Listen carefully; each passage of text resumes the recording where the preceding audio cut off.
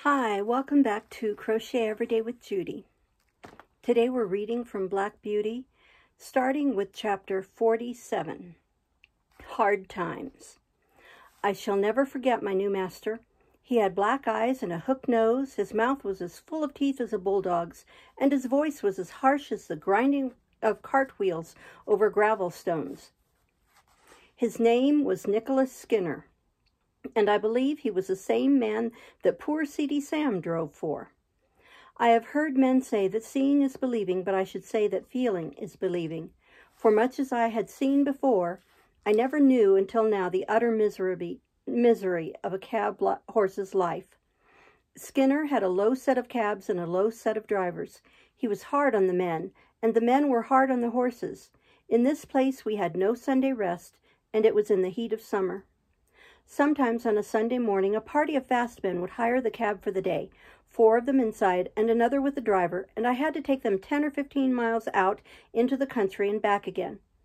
Never would any of them get down to walk up a hill, let it be ever so steep, or the day ever so hot, unless indeed when the driver was afraid I should not manage it, and sometimes I was so fevered and worn that I could hardly touch my food. How I used to long for the nice bran mash with niter in it that Jerry used to give us on Saturday nights in hot weather, that used to cool us down and make us so comfortable. Then we had 2 nights and a whole day for unbroken rest, and on Monday morning we were as fresh as young horses again. But here there was no rest, and my driver was just as hard as his master. He had a cruel whip with something so sharp at the end that it sometimes drew blood, and he would even whip me under the belly and flip the lash out at my head. Indignities like these took the heart out of me terribly, but still I did my best and never hung back, for as poor Ginger said, it was no use. Men are the stronger. My life was now so wretched that I wished I might, like Ginger, drop down dead at my work and be out of my misery, and one day my wish was very nearly come to pass. I went on the stand at 8 in the morning and had done a good share of work when we had to take a fare to the railway. A long train was expected in, so my driver pulled up at the back of some of the outside cabs to take the chance of a return fare. It was a very heavy train, and as all the cabs were soon engaged, ours was called for. There was a party of 4. A noisy, blustering man with a lady, a little boy, and a young girl, and a great deal of luggage. The lady and the boy got into the cab, and while the man ordered about the luggage, the young girl came and looked at me. "Papa," she said, "I am sure this poor horse cannot take us all, and all our luggage so far. He is so very weak and worn out. Do look at him." "Oh, he's all right, miss," said my driver. "He's strong enough." The porter, who was pulling about some heavy boxes, suggested to the gentleman, as there was so much luggage, that he had better take a second cab. "Can your horse do it, or can't he?" said the blustering man. "Oh, he can do it all right, sir. Send up the boxes, porter. He could take more than that," and he helped to haul up a box so heavy that I could feel the springs go down. "Papa, Papa, do take a second cab," said the young girl beseechingly. "I am sure it is cruel." "Nonsense, Grace. Don't make all this fuss. A pretty thing it would be if a man of business had to examine every cab horse before he hired it. The man knows his own business. There, get in and hold your tongue." My gentle friend had to obey, and box after box was lodged on the top of the cab or settled by the side of the driver. At last all was ready, and with his usual jerk at the rein and slash of the whip, he drove out of the station. The load was very heavy, and I had had neither food nor rest since morning, but I did my best, as I always had done, in spite of cruelty and injustice. I got along fairly till we came to Ludgate Hill, but there the load and my own exhaustion were too much. I was struggling to keep on, goaded by constant chucks of the rein and use of the whip, when in a single moment, I cannot tell how, my feet slipped from under me, and I fell heavily to the ground on my side. The suddenness and the force with which I fell seemed to beat all the breath out of my body. I lay perfectly still. Indeed, I had no power to move, and I thought now I was going to die. I heard a sort of confusion around me, loud, angry voices, and the getting down of the luggage, but it was all like a dream. I thought I heard that sweet, pitiful voice saying, "Oh, that poor horse! It is all our fault." Someone came and loosened the throat strap of my bridle and undid the traces which kept the collar so tight upon me. Someone said, "He's dead. He'll never get up again." Then I could hear a policeman giving orders, but I did not even open my eyes. I could only draw a gasping breath now and then. Some cold water was thrown over my head, and some cordial was poured into my mouth, and something was covered over me. I cannot tell how long I lay there, but I found my life coming back, and a kind-voiced man was patting me and encouraging me to rise. After some more cordial had been given me, and after one or two attempts, I staggered to my feet and was gently led to some stables which were close by. Here I was put into a well-littered stall, and some warm gruel was brought to me, which I drank thankfully.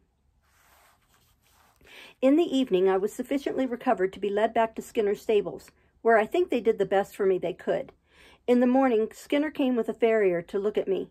He examined me very closely and said, "This is a case of overwork more than disease, and if you could give him a run-off for 6 months, he would be able to work again. But now there is not an ounce of strength in him." "Then he must just go to the dogs," said Skinner. "I have no meadows to nurse sick horses in.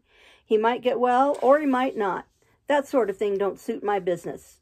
My plan is to work 'em as long as they'll go, and then sell 'em for what they'll fetch at the knackers or elsewhere." "If he was broken-winded," said the farrier, "you had better have him killed out of hand, but he is not. There is a sale of horses coming off in about 10 days. If you rest him and feed him up, he may pick up, and you may get more than his skin is worth at any rate." Upon this advice, Skinner, rather unwillingly, I think, gave orders that I should be well fed and cared for, and the stableman, happily for me, carried out the orders with a much better will than his master had in giving them. 10 days of perfect rest, plenty of good oats, hay, bran mashes with boiled linseed mixed in them did more to get up my condition than anything else could have done. Those linseed mashes were delicious, and I began to think after all it might be better to live than to go to the dogs. When the 12th day after the accident came, I was taken to the sale, a few miles out of London.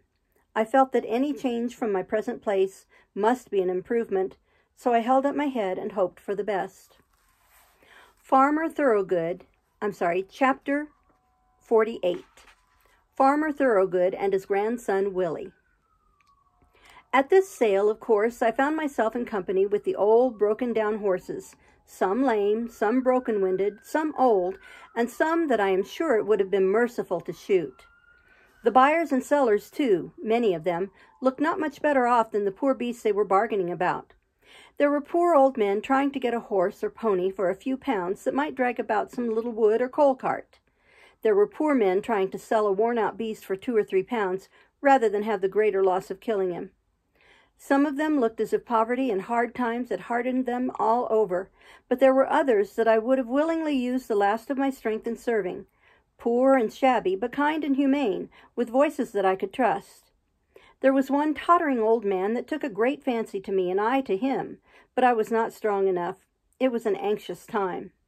Coming from the better part of the fair, I noticed a man who looked like a gentleman farmer, with a young boy at his side. He had a broad back and round shoulders, a kind, ruddy face, and he wore a broad-brimmed hat. When he came up to me and my companions, he stood still and gave a pitiful look round upon us. I saw his eye rest on me. I had still a good mane and tail, which did something for my appearance. I pricked my ears and looked at him. "There's a horse," said Willie, "that has known better days. Poor old feller," said the boy. "Do you think, Grandpa, he was ever a carriage horse?" "Oh, yes," said the farmer. "He might have been anything when he was young. Look at his nostrils and his ears, the shape of his neck and shoulder. There's a deal of breeding about that horse." He put out his hand and gave me a kind pat on the neck. I put out my nose in answer to his kindness. The boy stroked my face. "Poor old fellow! See, Grandpapa, how well he understands kindness. Could you not buy him and make him young again as you did with Ladybird?" "My dear boy, I can't make old horses young. Besides, Ladybird was not so old as she was run down and badly used." "Well, Grandpapa, I don't believe that this one is old. Look at his mane and tail. I wish you would look into his mouth, and then you could tell. Though he is so very thin, his eyes are not sunk like some old horses."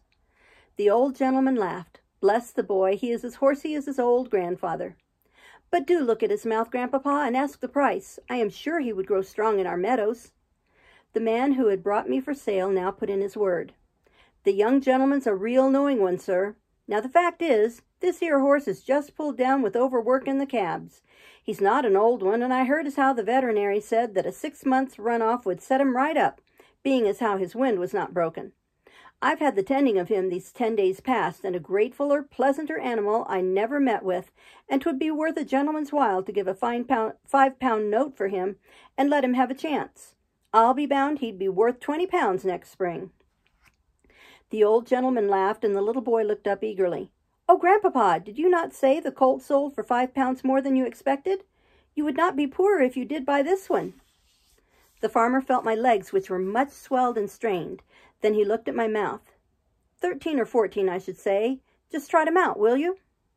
I arched my poor thin neck, raised my tail a little, threw out my legs as well as I could, for they were very stiff. "What is the lowest you will take for him?" said the farmer as I came back. £5, sir. That was the lowest price my master set." "'Tis a speculation," said the old gentleman, shaking his head, but at the same time slowly drawing out his purse. "Quite a speculation. Have you any more business here?" he said, counting the sovereigns into his hand. "No, sir. I can take him for you to the inn, if you please." "Do so. I am now going there." They walked forward, and I was led behind. The boy could hardly control his delight, and the old gentleman seemed to enjoy his pleasure. I had a good feed at the inn, and was then gently ridden home by a servant of my new master's, and turned into a large meadow with a shed in one corner of it. Mr. Thoroughgood, for that was the name of my benefactor, gave orders that I should have hay and oats every night and morning, and the run of the meadow during the day. "You, Willie," said he, "must take the oversight of him. I give him in charge to you."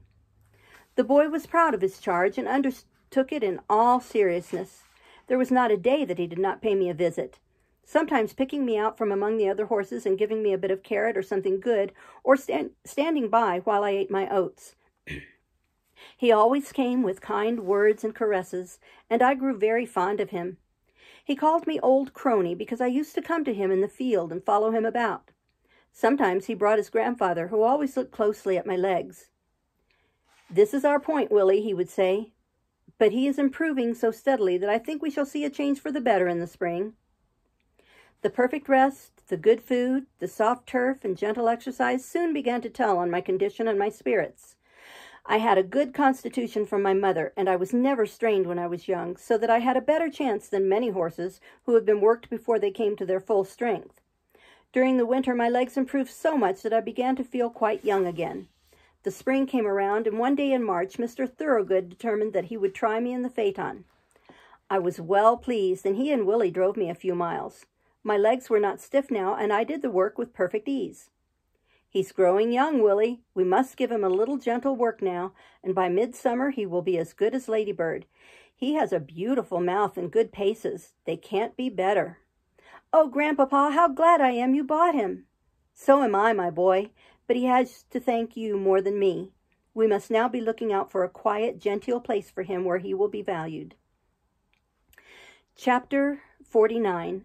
My Last Home.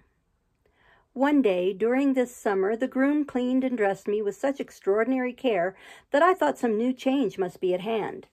He trimmed my fetlocks and legs, passed the tar brush over my hoofs, and even parted my forelock.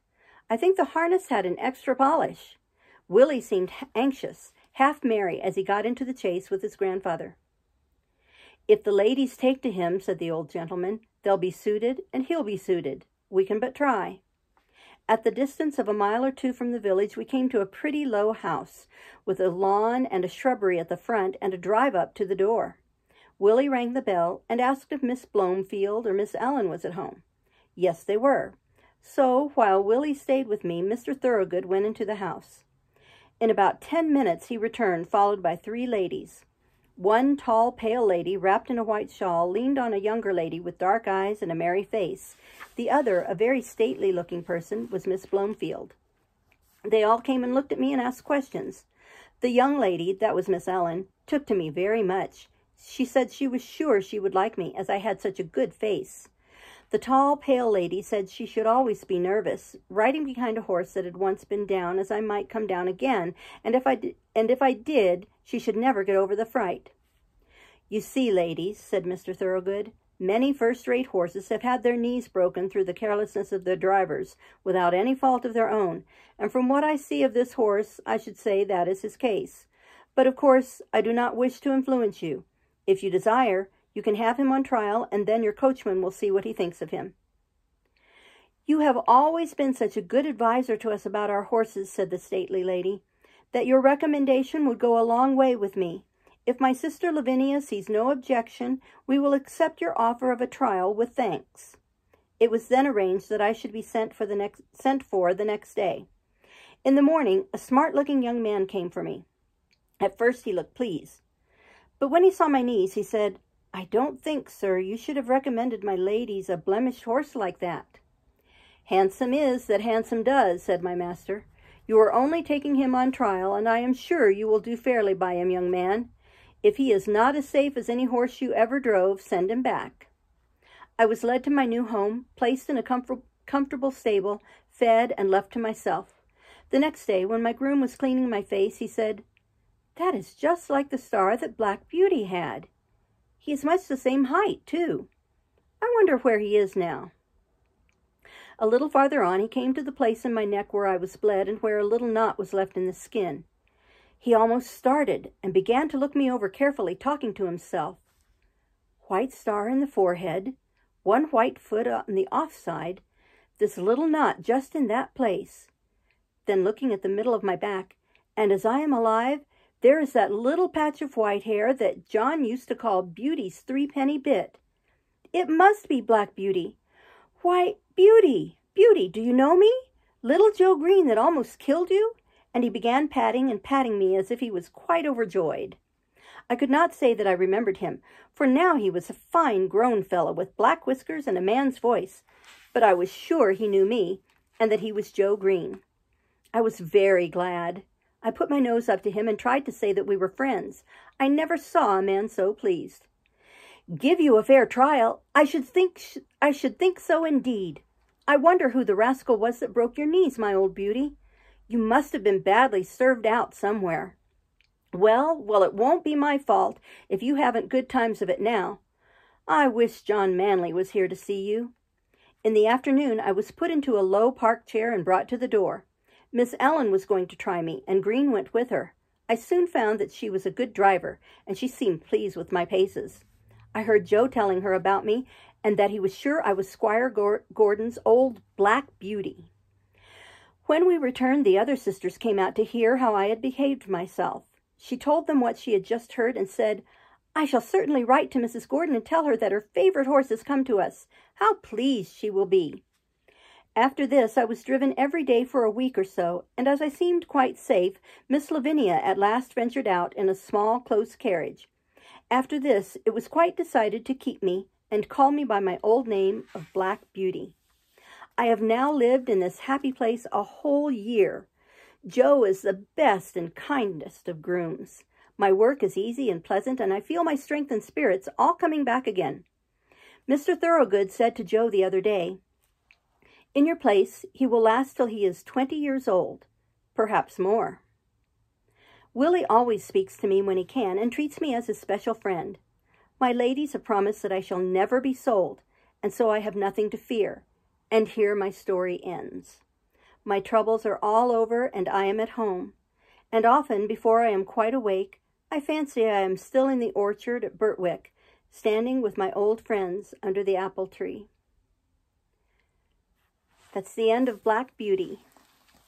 Next time, we'll start reading Treasure Island. Thank you. Bye-bye.